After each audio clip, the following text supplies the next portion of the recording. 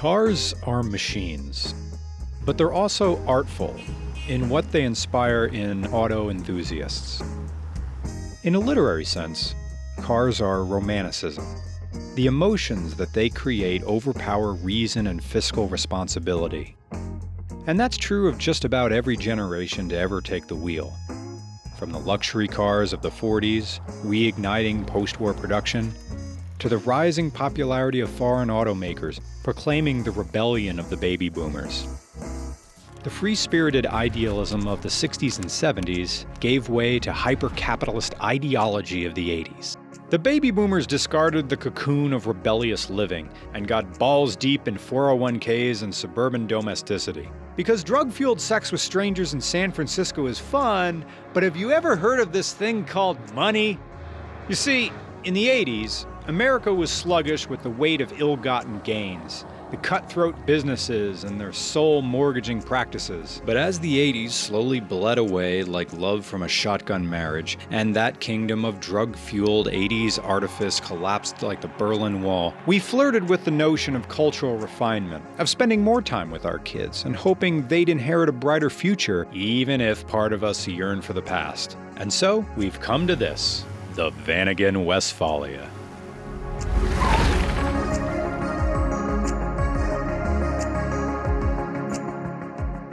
The story of the Vanagon Westfalia goes all the way back to the creation of the Volkswagen Type 1, also known as the people's car. Sounds innocuous enough, right? It was a pragmatic and wallet-friendly car that gained prominence as an effortless, enjoyable way to get around, both for people who love driving and those who couldn't possibly care less. But then, saying that implies an uncomplicated history, and history, by its very nature, is more complicated than textbooks let on. You see, Volkswagen was the idea of Ferdinand Porsche, and he created the original Beetle, the Type 1 Beetle, which exploded into popularity after World War II. Why? Well, because it wasn't American. Now, granted, it was very affordable. But its real appeal? It wasn't Dad's car. You see, when the baby boomers were young, a wonderful way to rebel against their greatest generation parents was to buy a car made by a company who used to be the enemy. Get lost, Dad. The road belongs to us now. I'm gonna go listen to music played by people who don't wear ties. And so Volkswagen tried to build on their momentum by creating the Volkswagen Type 2, off of a design from Dutch importer Ben Pon. And by November 12, 1948, the Volkswagen Type 2 left the factory. The Westfalia is simply a conversion of the Type 2, because sometimes you don't really need to build something new from the ground up. You can just change some things around and call it a day. Like reusing your older brother's 10th grade essay on Catcher in the Rye. By the 80s, the Westfalia offered some additional components, like a dash-mounted map table, a camping stove, and that piece de resistance, air conditioning. And all of that gets you a car that goes really, really, really slowly. Like a best man speech by a wannabe comedian. You could have bought a Dodge Ram or a Chevy Express van for what one of these things cost in the 80s. But none of those vehicles would advertise your son's enrollment to a Montessori school quite like this. I mean, why have a small block V8 displacing 5 or 6 liters when you could have a 2-liter air-cooled flat 4? But despite power and handling deficiencies, and sure there are many, the Westfalias sold like umbrellas in a shitstorm. Maybe that was due to Volkswagen's brand in the 1980s. But you know what? It was well earned. So what winds up happening is you get generations of children defining their childhood memories in this vehicle. Waking up at 6:30 a.m. to hike your canoe through the woods so that you could sit out on the lake with your dad. Fishing and hoping to get that little bit of connection that you can't get during the week when he's too tired or too stressed from work. The Westfalia is the automotive embodiment of the connection between parents and their children, and the memories that gave rise to those bonds. You can't climb into those romanticized memories. but you can climb into a classic camper van where everything inside is the same as it was when you were young, when you were the age that your children are now. Volkswagen wasn't just selling a van. They were selling freedom. You just better hope that that freedom doesn't lie at the top of a hill. Because otherwise, oh no, gotta pull over at the summit and let the 2.1 liter Wasserboxer fuel-injected 95 horsepower engine cool down. Because all Volkswagen did was take an air-cooled engine and build a water jacket around the block. No research fuel dynamics. Water just washes around the block. I guess it cools it in some weird way. So, set up your precious integrated Volkswagen table and make some tea. Because you suck. Your name's Brian. The beat wasn't too dirty. Gotta learn to put the fan on if you're gonna jack off next to your parents' room. You guys normally don't do this, do you? You go right to the product. You go right to the pancake. Since this is a random orbital buffer, I don't exactly have to be dead nuts on. Oh, damn it!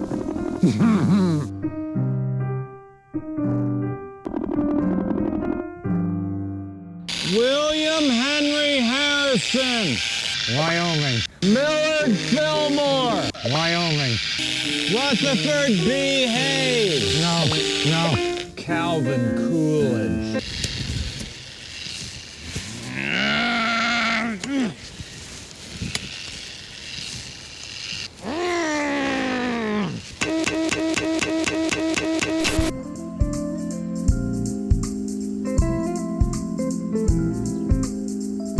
The only automatic transmission offered on the Vanagon was a 3-speed with no overdrive, which meant that 62 miles an hour or 100 kilometers an hour was the end of the safety margin for speed. Any faster, and the Wasserboxer engine tacked up too high for too long, and then it's roadside tea time again. Westfalias weigh in at 2.5 tons. That's 5,000 pounds. To combat overheating, well, they did something.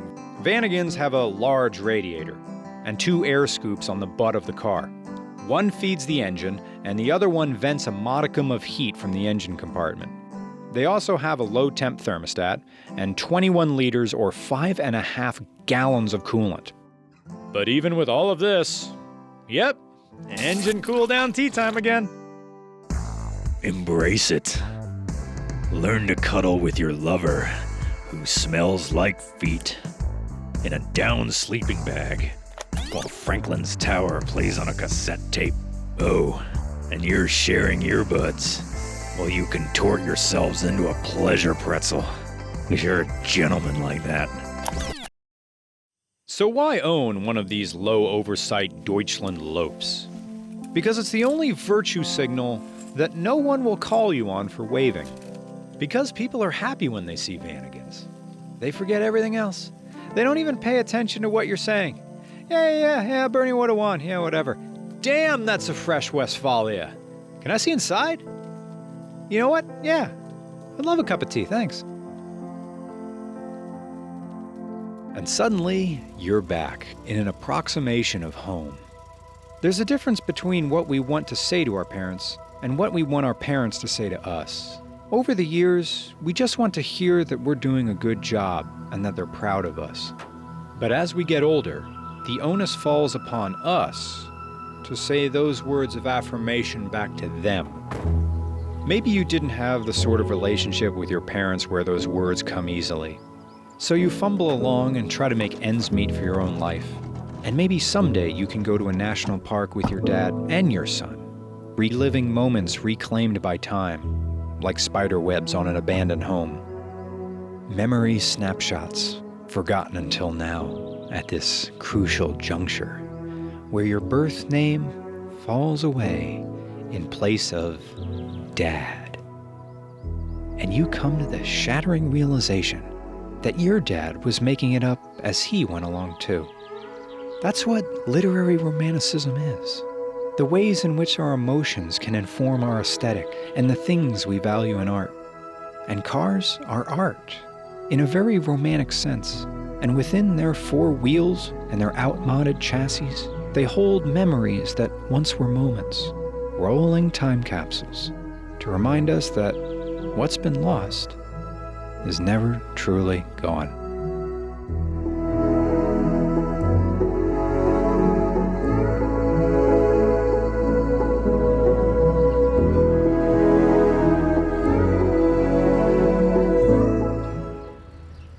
Oh, look who's here.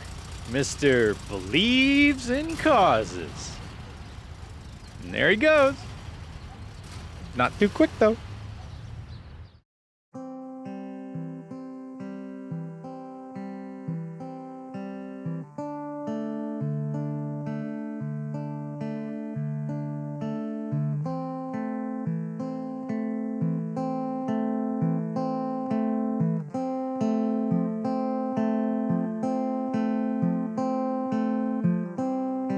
It's been a long night, it'll be over soon. This too shall pass, as nights do.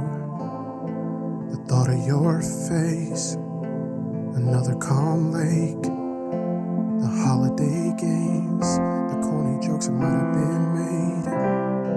Old thoughts about you, what echoes amount to a dream of long nights and coffee that the words flow through.